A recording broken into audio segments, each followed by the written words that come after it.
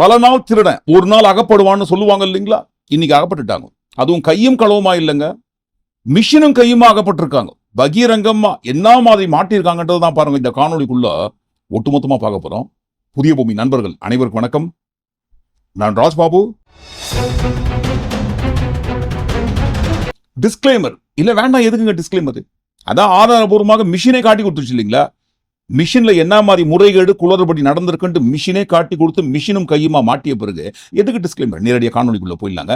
நண்பர்கள் யார் யார் சப்ஸ்கிரைப் பண்ணாம இருக்கீங்களோ சப்ஸ்கிரைப் செய்து புதிய பூமிக்கு ஆதரவு தருமாறு கேட்டுக்கொண்டும், இந்த காணொலி மிக மிக மிக முக்கியமான காணொலி, அதனால நண்பர்கள் பொறுமையாக முழுமையாக பார்க்க வேண்டும் என்று அன்புடன் கேட்டுக்கொள்கிறோம். கொளத்தூரில் நடந்து கொண்டிருந்த இவிஎம் சரிபார்ப்பு ப்ராசஸ் நிறுத்தப்பட்டிருக்கு.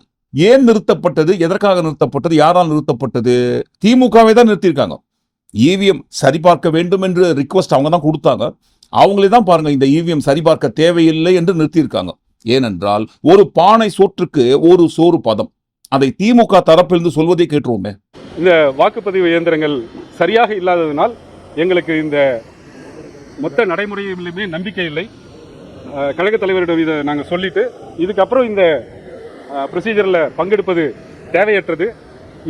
இதுவரைக்கு கிடைத்திருக்கிற சாட்சியமே போதுமானது. இந்த எலெக்ஷன் சரியான முறையில் நடைபெறவில்லை என்பதை நிரூபிப்பதற்கு. நியாயமா நேற்றைய தினம் இது சம்பந்தப்பட்ட செய்திகள் அனைத்து ஊடகங்களிலும் மெயின் ஸ்ட்ரீம் மீடியாவில் பத்தி எரிஞ்சிருக்கணும். ஆனால் மாறாக என்ன நியூஸ் பத்தி எரிஞ்சின்னு இருக்குங்க? செந்தில் பாலாஜி தலைமறைவு, செந்தில் பாலாஜி தப்பி ஓட்டம், செந்தில் பாலாஜி மருத்துவமனையில் அனுமதி, காலியாகும் கரூர் கம்பெனி, மாட்டிய டாஸ்மாக் ஊழல், சிக்குகிறார் செந்தில் பாலாஜி, படைப்படையாக திரண்டு வந்த அதிகாரிகள், கைதாகிறாரா செந்தில் பாலாஜி, ஓடி ஒலியும் செந்தில் பாலாஜி, முன்ஜாமீன் கிடைத்த செந்தில் பாலாஜி. என்னென்ன தலைப்புங்க, என்னென்ன தலைப்பு! இதே தான் பாருங்க, கரூர் கம்பெனின்னு செந்தில் பாலாஜி அவர்களை சுற்றியே தான் பாருங்க கடந்த 2-3 தினங்களாக தலைப்பு செய்தியாக மெயின் ஸ்ட்ரீம் ஊடகத்தில் பற்றி எரிந்து கொண்டிருக்கிறது. ஆனால் உண்மையில் பற்றி எரிந்து கொண்டிருக்க வேண்டிய செய்தி எதுவென்றால் இந்த இவிஎம் சரிபார்ப்பு சம்பந்தப்பட்ட குளறுபடிகள். அதுதான் பத்தி எரிஞ்சிருக்கணும். உச்ச நீதிமன்ற வழிகாட்டுதல் மற்றும் உச்ச நீதிமன்ற தீர்ப்பின்படி ஒரு தேர்தல் நடக்குதுங்க. அந்த தேர்தல் நடந்த 7 தினங்களுக்குள் ஏதாவது ஒரு பிரச்சனை எங்களுக்கு சந்தேகம்னு சொல்லும் போது விவிபேட் எண்ணிக்கையோடு சேர்த்து 7 தினங்களுக்குள் மறுபடியும் மீண்டும் இது சம்பந்தப்பட்ட முறையான விளக்கத்தை அளிக்க வேண்டும் என்று கட்சி தரப்பிலிருந்து கோரலாம்.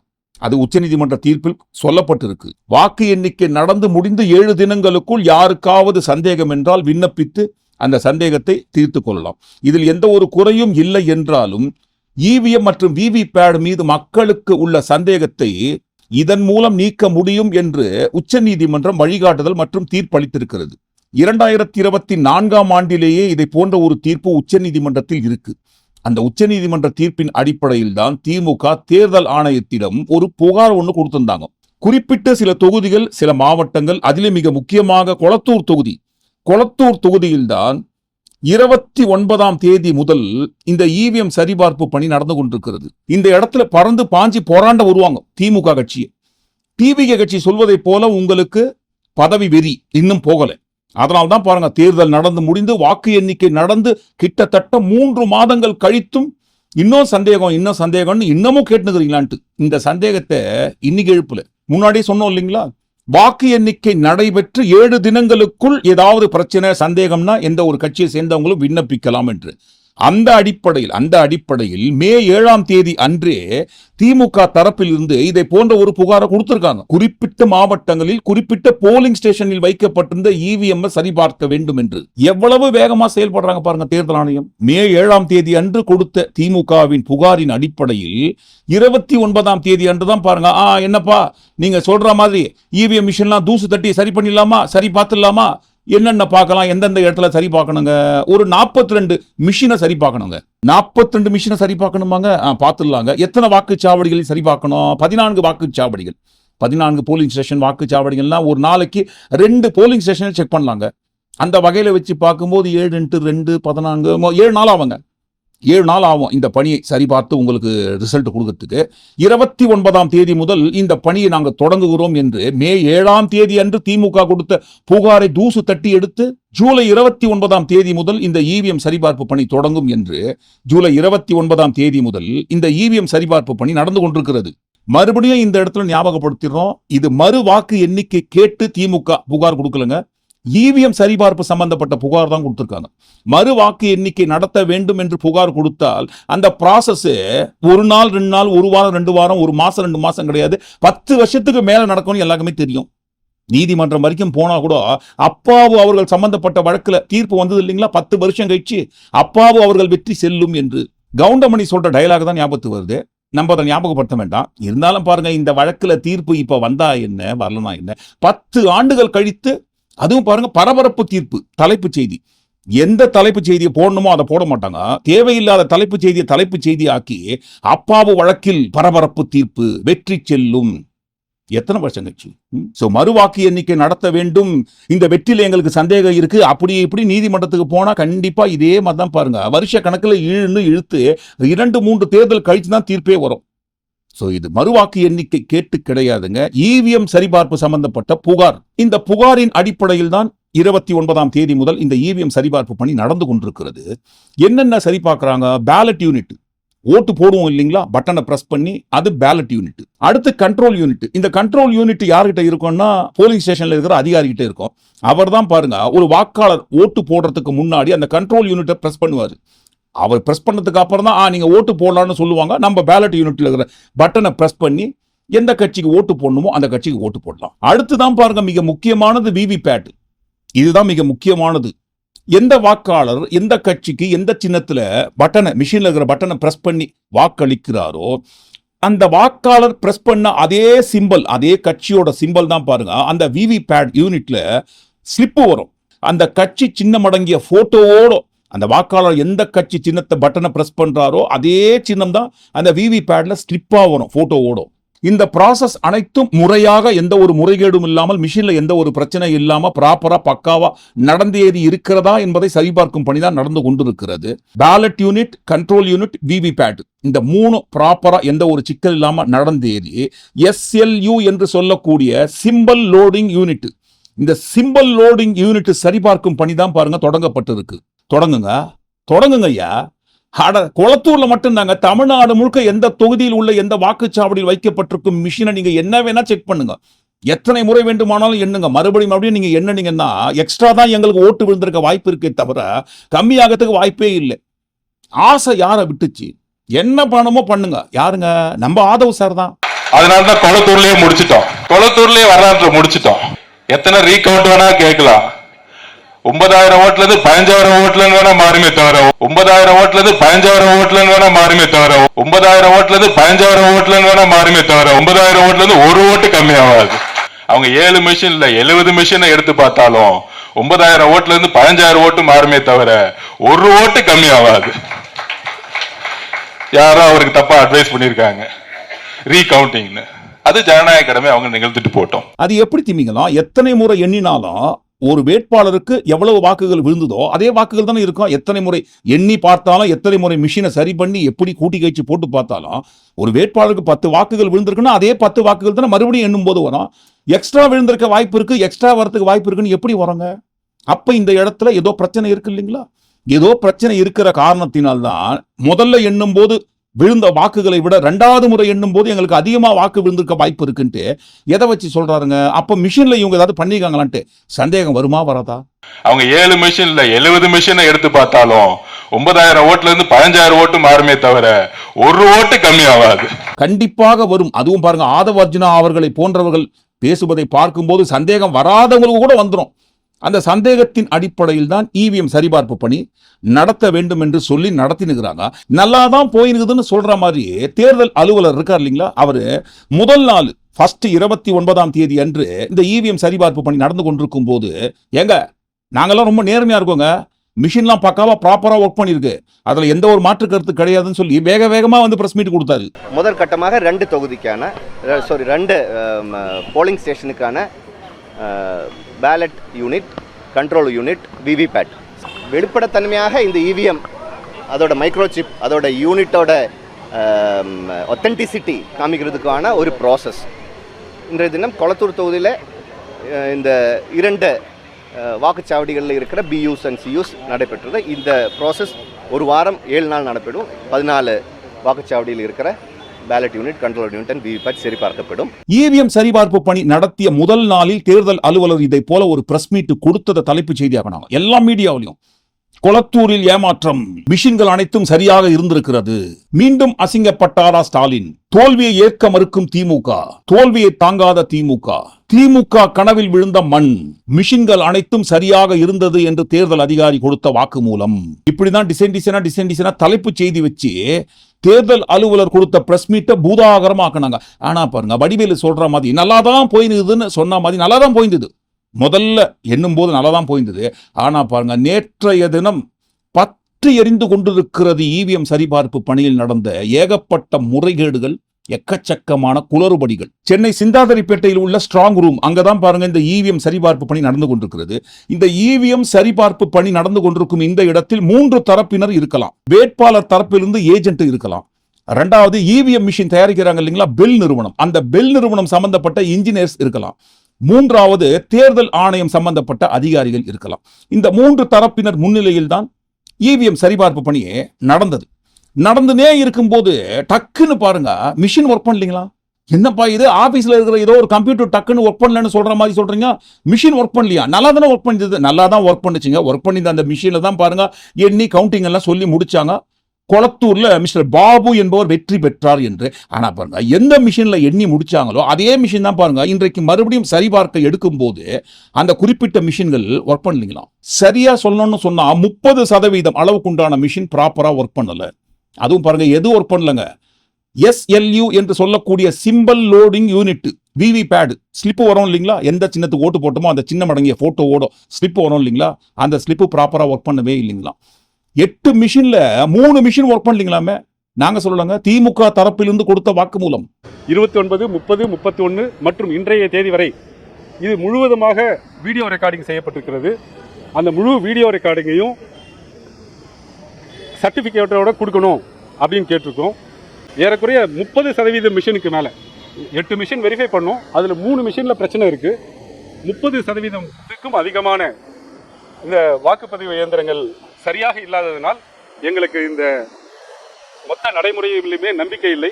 ஏங்க என்னங்க இது, திமுக தரப்பு தான் இந்த புகாரை கொடுத்தாங்க. எக்ஸாம் பேப்பரை ரீவேல்யூஷன் பண்ணணும்னு காசெல்லாம் கட்டி ரீவேல்யூஷன் கேட்பாங்க இல்லைங்களா, அதே மாதிரி தான் 47,000 ரூபாய் டெபாசிட் கட்டி இந்த இவிஎம் சரிபார்ப்பு பணியை மேற்கொள்ள வேண்டும் என்று திமுக தரப்பு தான் கேட்டாங்க.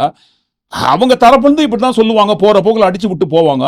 அந்த மிஷின் சரியில்லை, இந்த மிஷின் சரியில்லைன்ட்டு வருவாங்க. கண்டிப்பா பாருங்க, டிவிக்கு தரப்புல இருந்து வெறி பிடிச்ச கூட்டம் பறந்து பாஞ்சி போராண்டு வந்து கழிக்கிறதுக்கு வருவாங்க. திமுக தரப்பு பொய்யா சொல்லுவாங்கன்னு சொல்லி அட சுயேட்சையாக நின்று வேட்பாளர் சொல்றாருங்க ஒருத்தர். என்னதான் திமுக தரப்பிலிருந்து மட்டும் இந்த புகார் கொடுத்திருந்தாலும் அந்த கொளத்தூர் தொகுதியில் நின்ற அனைத்து வேட்பாளர்கள், கட்சியில் தொடங்கி சுயேட்சையாக நின்ற அனைத்து வேட்பாளர்கள் முன்னிலையில் தான் இந்த பணி நடக்கும். அவங்களும் உடன் இருப்பார்கள். அப்படி உடன் இருந்த சுயேட்சையாக நின்ற வேட்பாளர்கள் தான் சொல்றாங்க பாருங்க, என்னென்ன அக்கிரம அநியாயம் நடந்திருக்குங்க. எல்லாத்தையும் அழிச்சிருக்காங்க. பின்பக்கம் இருக்க வேண்டிய சீலு முன்பக்கம் மாறி இருக்கு. அது திமுக தரப்பும் சொல்றாங்க, சுயேட்சை வேட்பாளரும் சொல்றாரு. குறிப்பாக அதுல ஒரு அரக்கு சீல் வைப்பாங்க. அந்த மிஷின்ல நாங்க முந்தான நாள்ல இருந்து பார்த்துக்கிட்டு இருக்கோம், 29ஆம் தேதி இருந்து பார்த்துக்கிட்டு இருக்கோம். அந்த அரக்கு சீல இந்த அட்ரஸ் டேக் எழுதிட்டு அந்த எழுத்துக்கள் மறையப்படக்கூடாதுன்றதுக்காக அட்ரஸ் டேக்கோட பின்பக்கம் அரக்கு சீல் வச்சிருப்பாங்க. இங்க எடுத்து பார்த்தா அட்ரஸ் டேக் ஃபில் பண்ணல, காலியாக நிரப்பப்படாமல் இருக்கிறது. அரக்கு சீலை முன்பக்கமாக வச்சிருக்கிறாங்க. இதை குறித்தெல்லாம் தேர்தல் அதிகாரிகளிடம் கேட்டபோது அது ஹியூமன் எரர்ங்கிறாங்க. இது ஒரு கடந்த ஒரு 2023, 24, 25 ஒரு 3 வருஷமாவே இவிஎம் பத்தி நிறைய இடத்துல மக்கள் மேல ஒரு சந்தேகங்கள் நிறைய இருக்கிறதுனால அதனால நாங்க என்ன பண்றோம், கொளத்தூர் கான்ஸ்டிடியூஷன் பீப்புள் சம்பந்தமாகவும் நம்ம தமிழ்நாட்டு மக்களின் சம்பந்தமாகவும் இந்தியாவின் மக்கள் சம்பந்தமாகவும் சரி நம்ம ஒரு ரெப்ரசன்டேட்டிவ் மக்கள் பிரதிநிதி தானே, அதனால நாங்க இங்க வந்தோம். வந்து நாங்க செக் பண்ணும்போது அந்த விவிபேட் ஸ்லிப்பை நாங்கள் எதிர்பார்த்து நோக்கி நாங்கள் இருக்கும்போது அந்த விவிபேட் ஸ்லிப் 29ஆம் தேதி நாங்கள் சாயந்தரம் வரை இருந்தாங்க, 7 மணி வரை இருந்தோம். நாங்கள் அந்த விவிபேட் ஸ்லிப்பை வந்து நாங்கள் கண்ணில் கூட பார்க்க முடியல, காட்டவே மாட்டேன்ட்டாங்க. அந்த பாக்ஸ் இருக்கு பார்த்தீங்களா, விவிபேட் பாக்ஸே வந்து ஓப்பன் ஆகி தான் இருந்தது. அப்படின்னு என்ன அர்த்தம், விவிபேட் ஸ்லிப்பை வந்து எடுத்து தனியாக ப்ரிசர்வ் பண்ணிக்கிறாங்க, பத்திரப்படுத்தி வச்சுக்கிறாங்க உரிய நேரத்தில் காட்டுறதுக்காக. அப்போ இந்த வெரிஃபிகேஷன் ஸ்டேஜில் விவிபேட் வெரிஃபிகேஷன் ஸ்டேஜும் இவிஎம் வெரிஃபிகேஷன் ஸ்டேஜ்லையும் அதை காட்டும் போது தான் இந்த வெரிஃபிகேஷன் வந்து கம்ப்ளீட் ஆகும், 100% முழுமையாகும். அப்போ அதை நோக்கி வரும்போது அது நடக்கல. விவிபேட்டும் இவிஎம் டேலி ஆகணும்னு சொல்லி தான் ஜட்ஜ்மெண்ட்டே இருக்கு. அப்போ இப்போ நம்ம கொளத்தூர் கான்ஸ்டிடியூஷன் 14 பூத்து தானே பண்றோம், ஒரு நாளைக்கு 2 தானே பண்றோம். இப்போ நான் இன்னைக்கு கேட்டேன், இன்னைக்காச்சும் காட்டுங்க அப்படின்னு சொல்லிட்டு, இன்னைக்கு வந்து எங்களுக்கு காட்டுறதுக்கு நாங்கள் காட்டுறோம்னு சொல்லிட்டு தவிர்க்கிறாங்க. இது தவிர்க்கும் பட்சத்தில் அப்போ இந்த process, verification process Kolathur assembly கான்ஸ்டிடியூஷன்ல முழுமையா நடைபெறல. அதாவது இதுவரை 8 ஓட்டிங் மிஷின்ஸ் போலிங் பூத்ல இருந்து வெரிஃபை பண்ணிருக்காங்க. அதுல 3 போலிங் பூத் வந்து மிஷின்ஸ் விவிபேட் இவிஎம் மிஷின்ஸ் வந்து பழுதடைஞ்சிருக்கு. விவிபேட் இவிஎம் மிஷின்ஸ் வந்து பழுதடைஞ்சிருக்கு. அப்ப மீதி 5 தான் இருக்கு. அப்போ 8ல 3 போச்சுன்னா 30-35% மிஷின் இங்கேயே என்ன ஆயிடுது, ஒர்க் ஆகல. அதே ஒரு பெரிய நமக்கு ஒரு கேள்விக்குறியா தோணுது, ஏன் இப்படி எல்லாம் நடக்குது அப்படின்ட்டு. அப்போ இந்த இவிஎம் மிஷின்ல நம்பகத்தன்மை வந்து குறையுது. வாக்குப்பதிவுகள் நடந்து முடிந்த பிறகு மிஷின் எல்லாம் பாருங்க சீல் வச்சிருவாங்க. அது எல்லாருக்கும் தெரியும். மிஷின்லாம் சீல் வச்சு தான் ஸ்ட்ராங் ரூம்ல கொண்டு போய் வைப்பாங்க. வாக்குப்பதிவு நடக்கும் நாளில் இருந்து அந்த ஸ்ட்ராங் ரூம்ல இருக்கிற மிஷின் எல்லாம் கொண்டு வந்து வச்ச சீலெல்லாம் ஓபன் பண்ணுவாங்க. ஓபன் பண்ணி ஓட்டுகளை எண்ணுவாங்க. எண்ணி முடித்த பிறகு இந்த பூத்துல இருந்த மிஷின் இது, இந்த மிஷினோட எண்ணிக்கை, இந்த மிஷின்ல இவ்வளவு ஓட்டு விழுந்ததுன்னு சொல்லி டேக் எல்லாம் போட்டுருவாங்க இல்லைங்களா. அந்த டேக் எப்பவுமே இருக்கும். மறுபடியும் ஏதாவது ஒரு பிரச்சனைன்னு சொன்னா அதை எடுத்து எண்ணக்கூடிய அளவுக்கு உண்டான டேக் எல்லாம் அப்படிதான் இருக்கும். ஆனா பாருங்க, குறிப்பிட்ட சில எண்ணிக்கையில் அடங்கிய மிஷின்கள்ல வைக்கப்பட்டிருந்த டேக் எல்லாம் ஓபன் பண்ணி பிரிச்சு கிழிச்சு புதுசா டேக் போட்டிருக்காங்களாமே. மொத்தம் 4 மிஷின்லையும் அட்ரஸ் டேக் இருக்கும். அட்ரஸ் டேக் அப்படிங்கிறது எந்த தொகுதியை சார்ந்தது, என்ன பேலட் அந்த மிஷினோட நம்பர் எது, எந்த போலிங் ஸ்டேஷன் அப்படின்னு எழுதி அந்த ஆஃபீஸர் கையெழுத்து போட்டிருக்கும். ஒவ்வொரு மிஷின்லையும் 2 பக்கம் ஒரு தாழ்பால் இருக்கும். அதனால 2 டேக் இருக்கும். அப்போ பேலட் யூனிட் 3த்துல 6 டேக் இருக்கணும், கண்ட்ரோல் யூனிட்ல 1 டேக் இருக்கணும். மொத்தம் 7 டேக். அட்ரஸ் டேக் வந்து 7 டேக் இருக்கு. 7 டேக்குமே புத்தம் புதியவையாக இருந்தன, ஏற்கனவே யூஸ் பண்ண மாதிரி இல்லை. 7 டேக்லையுமே 7 மிஷின்லையுமே எதுவும் பூர்த்தி செய்யப்படாமல், நிரப்பப்படாமல் புத்தம் புதிய அட்ரஸ் டேக் இருந்தது. அதாவது எந்தெந்த வாக்குச்சாவடிகள்லாம் எங்களுக்கு சந்தேகம் இருக்குன்ட்டு இந்த இவிஎம் சரிபார்ப்பு பணி நடத்த வேண்டும் என்று திமுக தரப்பு புகார் கொடுத்து அந்த வாக்குச்சாவடிகளில் பதிவான மிஷினை கொண்டு வந்து என்ற அந்த மிஷின்ல தான் பாருங்க டேக் எல்லாம் பழசா இருந்ததெல்லாம் புதுசா மாத்திருக்காங்களாம்.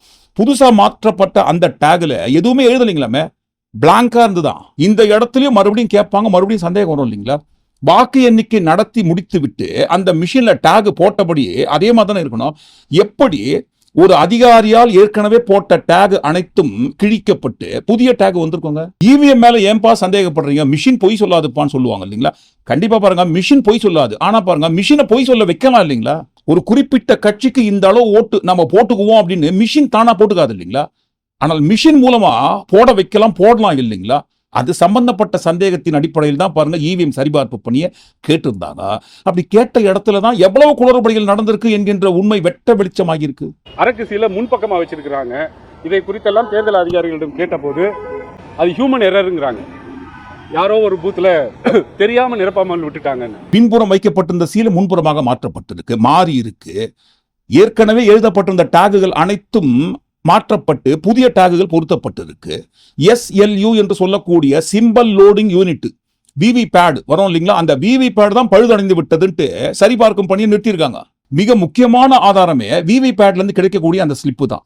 சுப்ரீம் கோர்ட் தீர்ப்பு என்ன சொல்லப்பட்டிருக்கு, இவிஎம் மற்றும் விவிபேட் ஒரு வாக்கு இயந்திரத்தில் எவ்வளவு வாக்குகள் பதிவாகி இருக்கோ, எந்தெந்த கட்சியில பதிவாகி இருக்கோ அதே அளவுக்கு உண்டான வாக்குகளும் அந்த கட்சியோட சிம்பல் அடங்கிய பேப்பரும் அந்த விவிபேட்ல இருக்கணும்.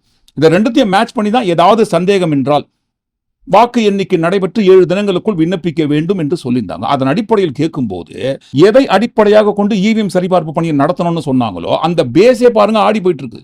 முதல் நாள் 29ஆம் தேதி பிரச்சனையே இல்லை. 2வது நாள் ஒரு விவிபேட் ஒர்க் பண்ணல. SOP பிரகாரம் வேற ஒரு மிஷின் எடுங்க. சரி, முதல் நாள் பிரச்சனை இல்லை, வேற ஒரு மிஷின் எடுத்துக்கிட்டோம். நேற்றுக்கும் ஒரு மிஷின் ஒர்க் பண்ணல. இது இப்படியே அலோவ் பண்ண முடியாது, நாங்க ஒவ்வொரு தடவையும் மாத்திக்கிட்டு இருக்க முடியாதுன்னு சொல்லிட்டோம். இவிஎம் எல்லாம் நீங்க சந்தேகப்படாதீங்க. இன்னுமா தோத்ததுக்கு உங்களுக்கு அர்த்தம் புரியல. கடந்த 5 ஆண்டு கால ஆட்சியில் ஸ்டாலின் அவர்கள் மக்களை பார்க்கவே இல்லை, மக்களை பற்றி யோசிக்கவே இல்லை. யோசிக்கிறதுக்கு அவங்களுக்கு நேரமே கிடையாது. வந்தாங்க, ஆட்சியை முடிச்சாங்க, நடத்தினாங்க, போயினே வந்துட்டாங்க. ஒண்ணுமே பண்ணலங்க. அதனால தான் நீங்க தோத்து போயிட்டீங்கன்னு வேமா சூசோ இல்லாம அரசியல் ரீதியான கருத்துக்களை மேடையில பாருங்க பேசி கிளாப்ஸ் வேணா வாங்கலாம். ஆனால் அறிவியல் பூர்வமாக ஆதாரபூர்வமாக இந்த நிரூபணமாகி இருக்குங்க. திமுக கொடுத்த புகாரின் அடிப்படையில் நடந்து கொண்டிருந்த அந்த இவிஎம் சரிபார்ப்பு பணி பாதியில் நிறுத்தப்பட்டிருக்கு. ஏனென்றால் எதை அடிப்படையாக கொண்டு அவங்க ஆதாரத்தை கேட்டாங்களோ அந்த ஆதாரங்கள் அனைத்தும் முற்றிலும் பழுதடைந்திருக்கிறது. விவிபேட் ஒர்க் பண்ணல. சோ 8 மிஷின்ல 3 மிஷின் ஒர்க் பண்ணலன்னு சொல்லும் போது அப்ப இதிலிருந்து தெரிந்து கொள்ள வேண்டும், ஒரு பானை சொற்றுக்கு ஒரு சோறு பதம். இனிமே இந்த பணியை மேற்கொண்டு செய்ய வேண்டாம் என்று திமுக தரப்பில் சொல்லிட்டாங்க. இந்த பணியை நிறுத்துங்கள், தேவையே இல்லை, நாங்கள் நீதிமன்றம் போக போகிறோம் என்று. இது எல்லாத்துக்கும் மேல எப்ப கேட்டாலும் எதை கேட்டாலும் அதெல்லாம் கிடையாதுங்க. இவிஎம் ஜென்யூன் நேர்மையானது, மிஷின்லாம் நீங்க சந்தேகப்படாதீங்கன்றாங்க. மறுபடியும் சொல்றோம், மிஷின் மேல சந்தேகப்பட வேண்டாம் என்று வைத்துக் கொள்வோம். ஆனால் அந்த மிஷினை கையாளும் அதிகாரிகள், மிஷினுக்கு வாரண்டி கேரண்டி கொடுக்கலாங்க நீங்க, ஆனா மிஷினை கையாளும் அதிகாரிகளுக்கு வாரண்டி கேரண்டி எல்லாம் கொடுக்க முடியுமா? அவங்க தவறே பண்ண மாட்டாங்கன்ட்டு தவறே செய்யாமல் எப்படி பின்புறம் வைக்கப்பட்டிருந்த சீல் முன்புறம் மாறியது? தவறே செய்யாமல் எப்படி டேகுகள் அனைத்தும் மாற்றப்பட்டு புதிதாக டேக் ஒட்டப்பட்டிருக்கு? தவறே செய்யாமல் எப்படி விவிபேட் நல்லா ஒர்க் பண்ணிதுங்க வாக்கு எண்ணிக்கை நடைபெற்ற சமயத்துல? இன்னைக்கு சில மிஷின்ல விவிபேட் ஒர்க் பண்ணலன்னு எப்படி சொல்ல முடியுது? தவறே செய்யாமல் இவை அனைத்தையும் காட்டிலும் மிக முக்கியமான ஆதாரம் பேர்ன்ட் மெமரி என்று சொல்லக்கூடிய ஒரு சிப்பு. பேர்ன்ட் மெமரியை சரிபார்க்கும் கட்டம், அதாவது ஆல்ரெடி போல்டு ஓட், அந்த பேலட் யூனிட்ல எத்தனை ஓட் போல் பண்ணியிருக்காங்களோ அந்த போல்டு ஓட்டை வந்து காமிப்பாங்க. ஸோ அந்த போல்டு ஓட்டையும் ஒவ்வொரு கேண்டிடேட் வாரியாக 1 to 36 வரைக்கும் உள்ள கேண்டிடேட் வாரியாக போல்டு ஓட்டை வந்து சரி பார்த்து அந்த சிப்பில் பதிவாகியிருந்த அனைத்தும் எப்படி யாரால் அழிக்கப்பட்டது? நாங்க சொல்றோங்க, திமுக தரப்பிலிருந்தும் சொல்றாங்க, சுயேட்சை வேட்பாளர்கள் தரப்பிலிருந்தும் சொல்றாங்க, பேர்ன்ட் மெமரி முழுவதும் அழிக்கப்பட்டு இருக்கு. அப்ப இன்னொன்று வந்து பேர்ன்ட் மெமரின்னு சொல்லுவாங்க.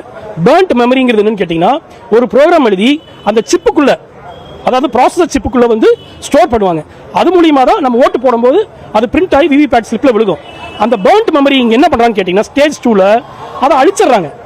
அப்ப அழிக்கும் பட்சத்தில் என்ன ஆயிடுதுன்னு கேட்டீங்கன்னா, அந்த ப்ரோக்ராம் என்ன ஆயிடுது? அழிக்கப்படுது. அப்ப ஃப்ரெஷ்ஷான ஒரு ப்ரோக்ராம் இருக்கும், மாஸ்டர் ப்ரோக்ராம் இருக்கும். அந்த மாஸ்டர் ப்ரோக்ராம் மூலியமா இவங்க மார்க் போல் பண்றாங்க. அது தட் இஸ் நாட் வெரிஃபிகேஷன், அது வந்து மார்க் போல். நம்ம அன்னைக்கு நடந்த தேதியில, போலிங் நடந்த தேதியில அந்த ப்ரோக்ராம் சோர்ஸ் கோட் இருக்கு பாத்தீங்களா, சிப்ல பொருத்தப்பட்டிருக்கு பாத்தீங்களா, அந்த சோர்ஸ் கோட் வெரிஃபிகேஷன் தான் நம்ம வெரிஃபை பண்ணணுங்கிற நம்ம. அப்ப அதை வந்து அழிக்காம பேர்ன்ட் மெமரி வந்து அழிக்க கூடாது.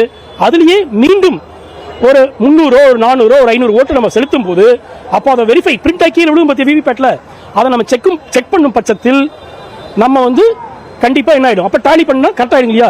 அப்போ நண்பகத்தன்மை உறுதியாயிடும். அப்போ பேர்ன்ட் மெமரி அழிக்க கூடாது. சோ இவை அனைத்தையும் வைத்து பார்க்கும்போது நடந்து முடிந்த இந்த வாக்குப்பதிவில், அதிலும் மிக முக்கியமாக கொளத்தூர் தொகுதி, ஏன் கொளத்தூர்னு சொல்றாங்கன்னா அந்த கொளத்தூரை வச்சு தானே ஓடினுங்கிறாங்க. அதனாலதான் கொளத்தூர்லயே முடிச்சிட்டோம். சட்டமன்றத்தில் எதை குறித்து கேள்விகள் எழுப்பினாலும் முதல்வர் அவர்கள் பதில் சொல்வதற்கு பதிலாக 5 நிமிஷம் பேசுறதுக்கே கொளத்தூர் ஆடி போயிடுச்சு. இந்த கேள்விக்கு இது பதில் இல்லையே, வடிவேலு சொல்ற மாதிரி தான் ஞாபகத்துக்கு வருது. என்ன கேள்வி கேட்டாங்க? விவசாய பிரச்சனை போயினது, ஈபி பிரச்சனை போயினது, சட்டம் ஒழுங்கு பிரச்சனை போயினது, பெண்களுக்கு பாதுகாப்பு இல்லாத நிலைமை உருவாகி கொண்டிருக்கிறது. இதுக்கெல்லாம் என்னங்க பதில்? எதிர்க்கட்சி தரப்பிலிருந்து கேட்ட கேள்விக்கு தான் 5 நிமிஷம் பேசுறதுக்கு கொளத்தூர் ஆடி போச்சுன்னு சட்டமன்றத்தில். கரூர்ல பலியானவர்களுக்கு இரங்கல் தெரிவிக்கிற கூட்டம்னு சொல்லி கரூர்ல மேடை போட்டு மைக்க போட்டு அங்கேயும் பேசுறாரு பாருங்க. 5 நிமிஷம் பேசுறதுக்கே கொளத்தூர்ல கொத்து பரோட்டா போட்டாங்க.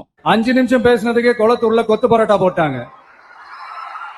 இதுக்கு மேல பேசினா மொத்தமா முடிஞ்சிடும், பாத்துக்கங்க.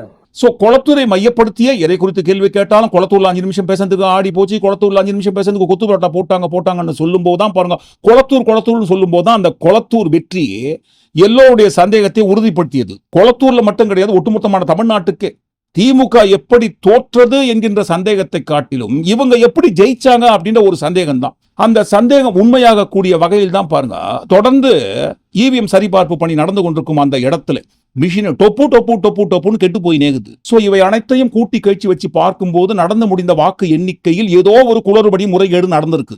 கொளத்தூர்ல மட்டும் கிடையாதுங்க, ஒட்டுமொத்தமா தமிழ்நாடு முழுவதும் ஏதோ ஒரு குளறுபடி முறைகேடு நடத்தப்பட்டிருக்கு என்பதை வேற யாரும் காட்டி கொடுக்கலங்க, மிஷின் தான் காட்டி கொடுத்து விட்டது. எவ்வளவு நாள் தான்ப்பா நான் தப்பு பண்ண மாட்டேன் என்னையே என் தலையை வச்சே ஒட்டின்னு இருப்பீங்க?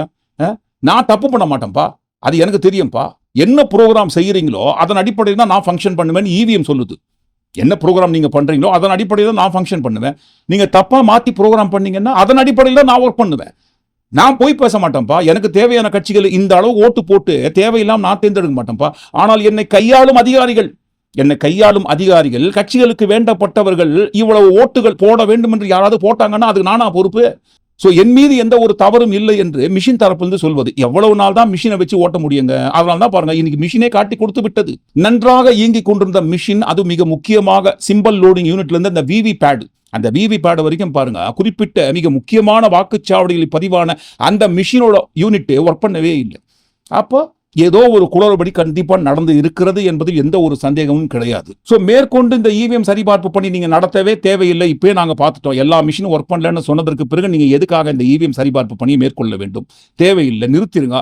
நாங்க நீதிமன்றத்துக்கு போகிறோம் என்று திமுக தரப்பு நீதிமன்றம் போக போறாங்க.